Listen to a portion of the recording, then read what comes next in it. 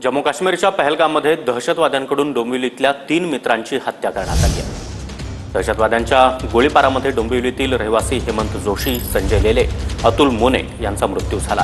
हे तीनही मित्र जम्मू काश्मीरमध्ये पर्यटनासाठी गेलेले होते, मात्र दहशतवाद्यांच्या गोळीबारामध्ये या 3 डोंबिवलीकर मित्रांचा मृत्यू झाला आहे।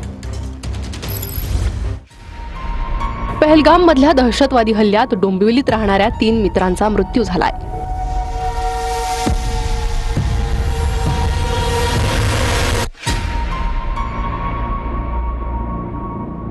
हेमंत जोशी, संजय लेले आणि अतुल मोने या तिघांचा दहशतवाद्यांनी केलेल्या गोळीबारात मृत्यू झाला। मुलाची 10वीची परीक्षा झाल्यानं हेमंत जोशी कुटुंबासह काश्मीरला गेले होते, पण पहलगाममध्ये दहशतवाद्यांनी त्यांची कुटुंबासमोरच गोळ्या घालून निर्घृण हत्या केली। हे झालंय तेव्हा मी रात्री 11-11:30ला मी बघत होतो, अरे आपला हेमंत पण गेलाय, तर त्याचं स्टेटस पाहिलं मी। तर स्टेटसमध्ये त्याचे काश्मीरचे फोटो होते, म्हणजे प्लेनची ट्रॅव्हलचं, तिथे पहलगाममध्ये ज्या हॉटेलमध्ये होते तिथे त्यांचा ग्रुप फोटो होता। ते स्टेटसवर पाहिलं आणि ते स्टेटसमध्ये ते लिहिलं होतं की इन पहलगाम। तर अजून झालं तर मी लगेच त्याला मेसेज टाकलं व्हॉट्सअपवर की आर यू सेफ। तर ते मेसेज डिलिव्हर झालंच नाही। फोन लावला तर फोन पण रिंग गेलं नाही।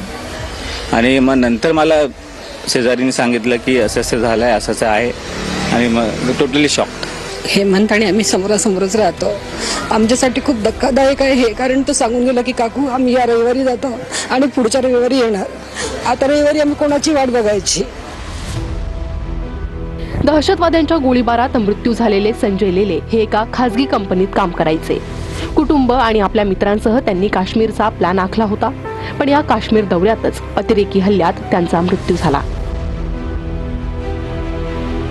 परवा दिवशी जाताना मला बोलला पण की मी जम्मू काश्मीरला फिरायला जातोय, 2-4 दिवसांनी येतो। मी विचारलं की तुम्ही एकटेच चालले का? नाही, बोलतो आमची फॅमिली आहे आणि मग अजून 2 फॅमिली आहे, आम्ही 3 फॅमिली एकत्र जातोय। आपल्या समोर तो माणूस नाही आहे म्हणून मग एकदम आपल्याला दुःख मन भरून येतंय, काय बोलू शकत नाही आपण त्याच्याबद्दल।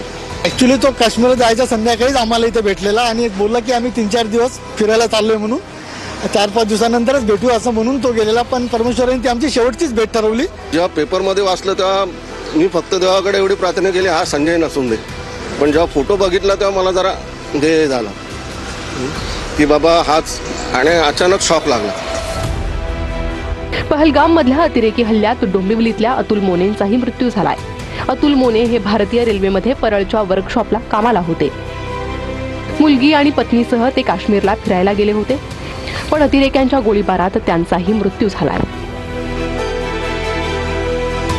एकदम म्हणजे आमचा खास मित्र तो, आणि छोटी मुलगी तिची आत्ताची जस्ट म्हणजे लाईफ त्याची सुरू झाली आणि काश्मीर बघायला गेला आणि तिथे ही घटना झाली। म्हणजे खूप वाईट आहे। म्हणजे माझं वैयक्तिक मत आहे ना की आम्ही हा खूप याचा निषेध करतो अतिरेकी हल्ल्याचा। परिवार खूप चांगला होता, त्यांचा स्वभाव पण खूप चांगला होता, कारण सकाळी मी 6 वाजता चालायला जाते ना, ते मला रोज भेटायचे। त्यांचे 6 वाजता ते पण जायचे, पर एक वर्ष आपला ते कामाला जायचे ना। काल त्यांचे मित्र पण आले होते, ते पण सांगत होते त्यांची 6:14ची ट्रेन असायची याची, ते मला रोज भेटायचे। खाली स्वभाव खूप चांगला होता।